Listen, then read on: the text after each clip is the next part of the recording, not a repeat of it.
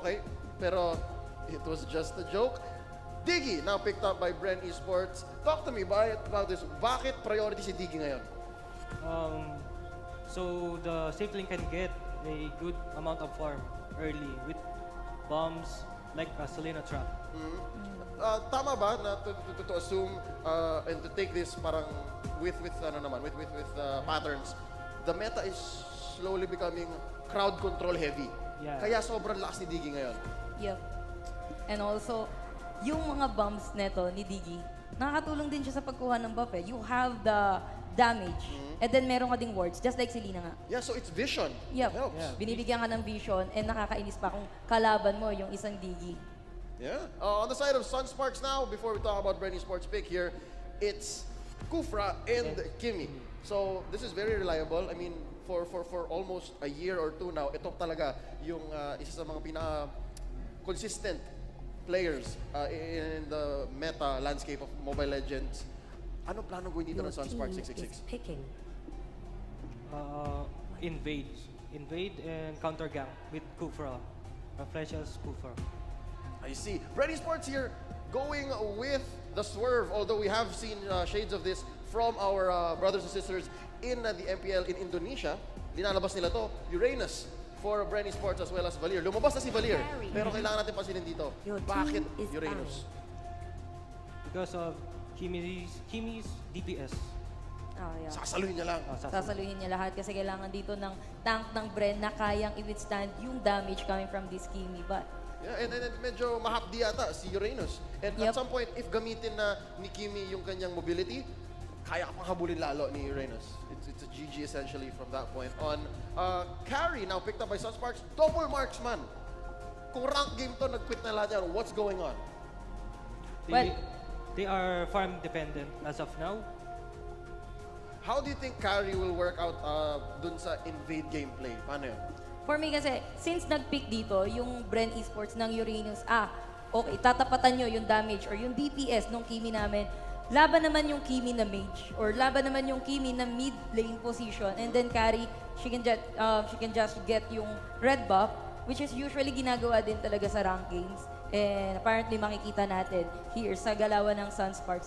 Carry, we all know yung passive dito ni Carry na, sige makunat ka Uranus. Sa'yo na yung kakunatan mo, pero kayang-kaya kong pasabugin yung HP mo as a carry. With the true damage. Yes. Okay, more on that later. Real quick, ang mga bands, mga kaibigan, Brenny Sports taking out Kaja.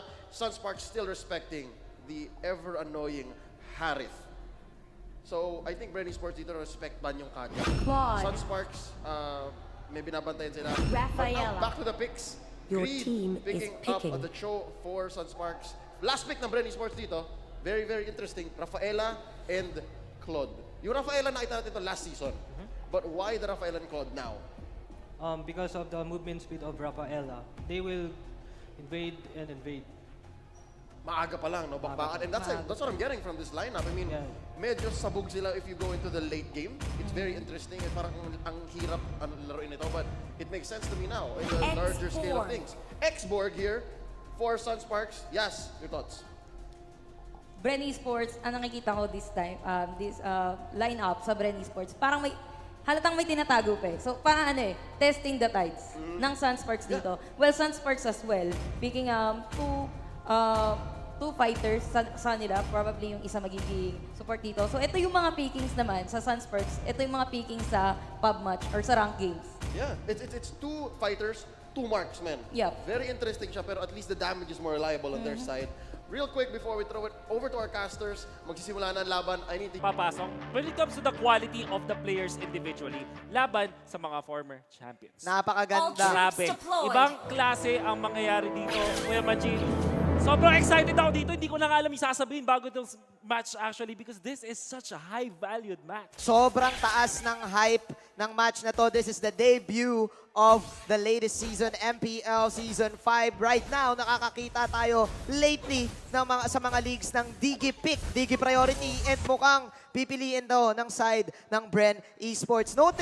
Very notable dito para sa side ng bren is their utility sa kanilang lineup. Yes. Paring move, they have all the shields in the world, they have the speed, but meanwhile, for the side of sunsparks, they have the early game damage and the early game control. Sunsparks, meron sila dito ding double marksman, Yep. technically speaking, Yep. na nakita na natin ginamit ng Zen Esports dati, by the way. Naman, pero naman. hindi ganun ka-successful. This Oo time, naman. of course, Mage ang medyo galawan dito ni KLBJ. Yep. More on the position 2 na samantala, ang pinaka-main carry nila is JP. Ang nagustuhan ko dito para sa laban na to is yung dalawang team ay nagpa-prioritize ng mga objectives na nakita nga natin nagkakalituhan kanina sa mapa. Who is gonna take the red buff and who is gonna take the blue buff. Pero mukhang mapupunta kay Carl TZ dahil mukhang tataya ngayon ang Bren sa all-in Claude late game. Meanwhile, you have Sunsparks, you have this insurance na meron kang carry, pero meron ka rin KLBJ. Yeah. So, in terms of carries, dalawa yung dito, 2 versus 1 ang laban, parang good. So, interestingly, nakikita natin si Few playing this support role. Yep. Samantala mo kung si Coco yung pinaka-core nila. Although we don't know yet kung ano talaga yung plano nila. I think Coco is also a support at this point. Yep. Si Few, I'm not entirely sure kung ano yung gusto approach nito ng Bren first now that they do have this Uranus. Pero Yeah. siya yung talagang tangke na kukuha ng damage, magsusok ng damage laban sa Kimi. Definitely, paring Wolf. Ang dami kasing sustain capability dito for the side of Bren. Plus the pokes din na nagbumula kay Few. You have 3 flame shots na meron ngayon sa side ng Bren na napakadaling setup para sa isang Valir at para sa isang Digi. Yes. So, after the reverse time na meron ng Digi, kapag nakapag-farm na si Carl TZ, easy blazing duet, Exactly. hindi makapwesto ngayon ng Sunsparks. Bakit? Sa lineup ng Sunsparks, they will go all in. They have Rafflesia initiation, Grid initiation, meron ka pang show. So bago ka pa maka-all in, may heals ka from Pew, tapos may shield ka kay Digi, tapos napakakunat pa ni Coco. And ang isipin mo nga lang dito is Few is not actually playing as a support. Yep.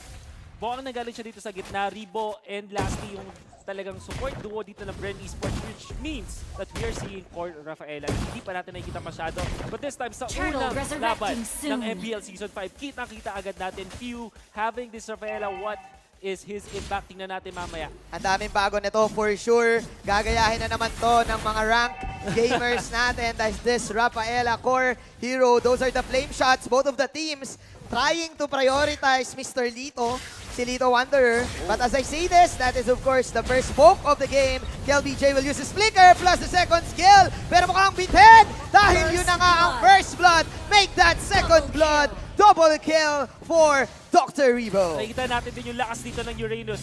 Siya yung unang ginaw pero siya pa yung nakapag-turn around ng laban. Naka-pull yourself together din siya dito. A little bit of cooldown reduction. Yep. On this, on the ultimates, syempre dun sa kanyang battle spell, I think you have to take note din na yung consecration kapag na-combo mo with that kind of emblem, ang bilis ng cooldown. Ang bilis, definitely. Kita mo gano'n siya ka-aggressive ngayon. And Uranus is the best counter para sa isang Kimi dito. Exactly. Without any kind of burst, kailangan pa nila si Kari dito, and that gave Bren Esports the space to get the first turtle of the game. We are now having the item check. Look at the items of the carries right here, Wolf. Si Kari, automatic, will go for the Azure Blade. But right now, what's happening? They are still trying to get Uranus, pero mukhang bitin pa rin talaga, Wolf. Hindi nila kaya naman. Samantala si Grid sa gitna. Ayun lang. Killing spree para dito sa ating Valir. Hinabol na si JP. JP with the flicker gets away. Yeah. Para sa Bren Esports, okay na sila sa isang pitas. It's all about control para dito sa side ng Bren Esports. Control meaning hindi lang stun, kung hindi pati slows. Ang dami nilang slows sa lineup nila na hindi kagad makaka-responde ang Sunsparks. And Coco is Sobrang doing kunat. pretty well dahil pinipressure niya lang yung bottom lane. Hindi tuloy makasama si KLBJ sa kanyang team kapag kukuha sila ng kills. I think during the qualifiers, Manjin, napansin natin na nakikita natin yung mga teams using this core Uranus as well. Parang off-lane Yes. siya nilalaro. Yes. And you can really stay in lane dahil pwedeng mong i-sustain yung sarili mo at okay lang na i-go ka na kalaban kasi they will take so much Look time at like that. this. Sobrang ginaw lang si KLVJ just right in front Yeah. of KLVJ. At dahil nasa harap siya lagi nung Kimi, yung Kimi naman hindi niya napipili, hindi siya nakapili ng target, Target, niya. yeah. Yung target, kung sino na nasa harapan niya, kaya tangking-tangke talaga. I like Sobrang nakontra ng Uranus yung Kimi. I like the layers na nilalagay ng Bren Esports dito. Bakit nga ba Uranus lang? Pero as we say this, napalalim ata si Kuya Cox doon sa bottom lane at napatay siya ng Kimi. Meanwhile, may onting bawi dito ang side ng Sunsparks. Few is falling low, pero that is of course a flame shot. Mamalag pa dito si Kiluwash. Na-outplay! Marimund normal! Kiluwash! Boom! Very Pero good. again, the passive na meron ang isang, Rafael. ang Rafaela ni paring View yung naging cherry on top. Pero nice outplay muli para kay Kiluwash. Isa sa mga signature picks ni Kiluwash. Well, at least nung off-season ng MPL, nakita natin na nilaro niya sa ibang tournaments itong show na to. Yep. The great effect now showing up sa first Okay. game ng MPL Season 5. Turtle will be slain by the Kimi. Yeah. At mukhang back na lang dito para sa Bren Esports. Hindi na sila lalaban after that. I think sa ganitong sitwasyon, we are now transitioning into the almost late game. Kailangan ng gumalaw ng Bren Esports habang lamang sa item si paring Carl TZ. Dahil, again, carry is carry. Cho can actually deal with the Rafaela himself. Yes. Kapag naabutan niya sa bandang likod or maikutan niya, umiiwas lang ang Sunspark kasi dito sa flame shot initiation. Once na tumama yung flame shot, easy reverse time. Ayun na, Easy. gumalaw na nga. Basic duet pero masyado yata malalim. Hinabol pa rin si Grid. Grid napakagandang angulo sa flicker. Wow. No, si Lasty pero may time share na gagamitin. In comes the rocket. The flash na nag-abol. Gusto niya si Rimo. Aabutan ba niya? The slows are there. Kiluwash onto the backlines. Pero kaya ba niya tumakbo? Siya na yata yung mapapasama pa dito. Oh. No, yung mga nakil, hindi na. Mukhang bitin nga ata. That is the ultimate. Nagmula dito sa isang Kufra. Raflesia will also fall down. Double kill para kay Carl TZ. Sustain is the name of the game. Oh, ito Meanwhile, yata. JP coming in for the first kill. Phantom stepping in. Oh, the Ubos king. sa mga true damage. JP, Mr. Phantom John Paul. step. Triple kill.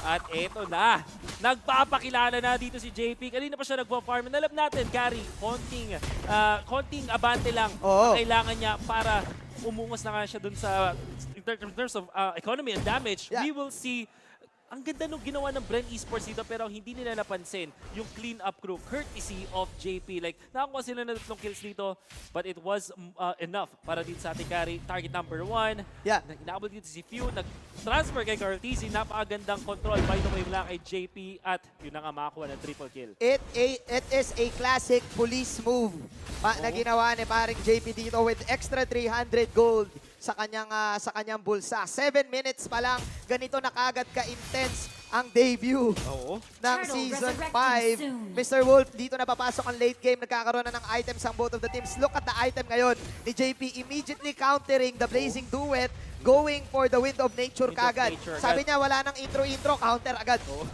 Grid having to use the last insanity para makatakbo din naman ng flame shot. Oh. Palitan lang sila dito. Barilan lang from long distance but the turtle na mapupunta ngayon sa Bren Esports kill. Oh, BJ nahabol Cartesi with a blazing duet.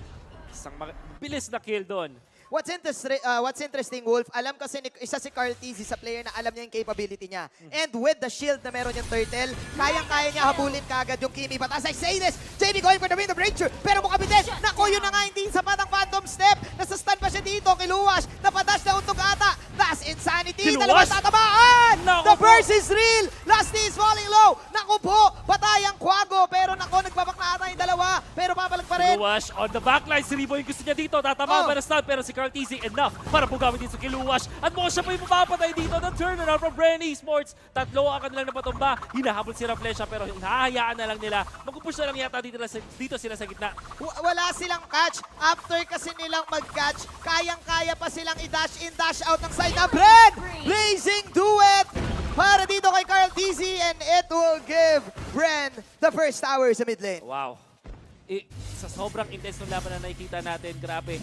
Hindi natin akalain na ang baba pa lang ng kill score dito pero si JP, hinahabol nila dito. Meron ng hatak at yun na nga, flicker away. Wala kay Hatak JP, Minas. medyo maganda, kalmado dito si JP para hindi mag-overreact and he will survive in that case. Tamang chillax lang, sabi ng Bren. Alam mo, kaya naman natin kasing makipag-crossoveran eh. Sa lineup kasi ng Sunsparks, in basketball terms, kaya nilang habulin ka. Pero sa side ng Bren, sobrang dami nilang mobility.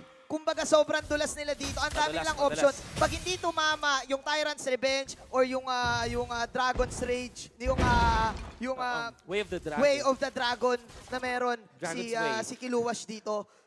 May speed up ka, may time journey ka, magpapabilis si Uranus, Ang dami eh. Meron ka pang BMI. Actually, dalawa din yung pang-cleanse nila dito. Like Rebo with a consecration. Meron din parang semi-purify yun. Oo. And then you have Coco with a consecration na ultimate. Yeah. So, So, iwas na meron lang. sila talaga Yeah. ditong pang-cleanse nga. I think there's no other way. Parang purify effect. Yeah. Pero in MOBAs, in general MOBAs, it is considered as a cleanse. Yeah, kaya hindi maka-target ngayon si KLBJ. Ikaw yung nagsabi nito, hindi mo mapipili yung target mo kung isa kang Oo. Amy. You would rather go to the backline and hope for the best na madamage mo lahat. And JP, hindi siya nakakalapit kagad unless makakuha siya ng isang magandang move from the flank.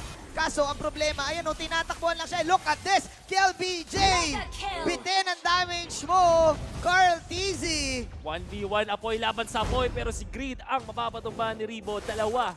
Down for the count for sunsparks at kasama pa yung Lord para sa bren esports. Easy Lord for Bren Esports plus Winter Truncheon para love it. kay Kuya Coco.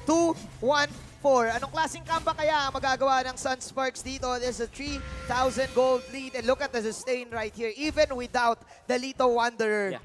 pwede magstay in lane ang side ng Bren Esports because of you. Ang medyo kailangan pang bantayan dito ng bren esports, comebacks can be real. Sunsparks to. Alam natin marami sila ng comeback na nagawa before and they have the right tools to deal with it. Meron silang dalawang marksman na nagsiscale din up until the late game, so kaya pa nila depensahan to. Tingnan natin dito, Blazing Duet. Ako, tatamaan yung dalawa. Si Kaltising nasa camera. Wind of Nature, PMI out. Pero pulado siya. Greed, ayun na yung mga torrent. Yan na yung mga flames. Habang nag-first kill dito si parang KLBJ. Naku po, Greed. Medyo makunat siya ng onti dito. Coco, tinatangke lahat. Habulan, portion. Kiluwash mula sa kilid. May dash in. Pulado si Doc Ribo. Doc Ribo will fall down. At ayun pa yung dashes niya na slow. Si paring Coco ni Rocket. Pero wag nyo na atang habulin. Dahil si Coco ay tatakbo na lang using the Cyclone Eye. Sunsparks will defend their tier 3 tower. What you have to take note about this is yung Sunsparks, kakasabi lang natin, ang galing nila mag-comeback. You have to take note, yung positioning nila, ang inalay lang nila doon was Reflesha. Tapos, pinwersa nila si Cartizi, nagpapit ng Blazing Duet doon sa may backlines at walang namatay aside from the Kufra and Green was right there in front, just dealing the damage from the flame missiles. Tapos, biglang may Kilo Wash na nasa likuran na. And dahil nakontrol niya doon si Few, agad-agad, bigla nawala agad yung brunt of the sustain and the damage of Bren Esports. Definitely, nag-agree ako sa iyo dyan, paring Wolf. Yung Bren kasi, compose yung teams nila, compose yung lineup nila na natural na magtatabi-tabi because of the heals, because of the shields. Pero what if sumabay yung CC ni Raplesha, tapos yung ultimate burst ni Greed? Exactly. Napakasakit na dahil malambot pa rin yung Digi. Kung iisip mo, malambot pa rin yung Claude, malambot pa rin yung Valir. Si Coco lang ang kaya mag-sustain! Pero hindi niya kakayanin dito si JP. It sa Blazing Duet, sa may likuran ng Flesha, tinatakila, pinoprotekta si JP, pero mukhang mapapasama sila. Kilumas naman sa may backlines. JP will be safe. Makakatakbo ba? Hindi na. KO para kay Few. May damage pa dito si KLBJ. Mukhang wala na. Dash in, Shun po out para dito kay Kiluwash. Pick-offs after pick-offs para sa Bren Esports at mukhang magbaback ang side ng Sunsparks because they need to defend their tier 3 tower. Ito yung mortal sin na pwede i-commit ng Sunsparks. If they commit, Ooh. time and time again, what? Like what was we that, said! Greed? Like what we said! Kuya Oh Wolf! my goodness, nice! Flicker away mula kay Greed. Hindi naman ng flame shot. Beautiful display of skills mula sa Sunsparks. Alam nila na kaya pa rin nilang pumitas at hindi talaga pwedeng magpadaloy-daloy dito. Yes. Ang Bren Esports. Bawal matamaan yung Bren dito ng mga, ano ba yung nilalatag dito? Oo, ano mang mga latag kung ano yan. yung mga lata ni paring Greed dito. Dahil isang burst lang ng Last Insanity yung mga supports nila. Yes. And that is the key for Sunsparks to set up something good. Exactly. And ito kasi medyo pang kontra lang dun sa Claude. You have to take note, pag nag-ultimate yan, Blazing Duet, yes, it's very scary. Pero once naman knock up, it will be completely cancelled. Definitely. At nakikita natin yan, nakukuha natin yan mula dun sa first kill dito ni Definitely. Reflesha ni Kufra, which is Tyrant's Revenge. And every time that happens, ang gagawin lang dito ni Reflesha, abangan kung kailan tatalon si Cartizi at huliin.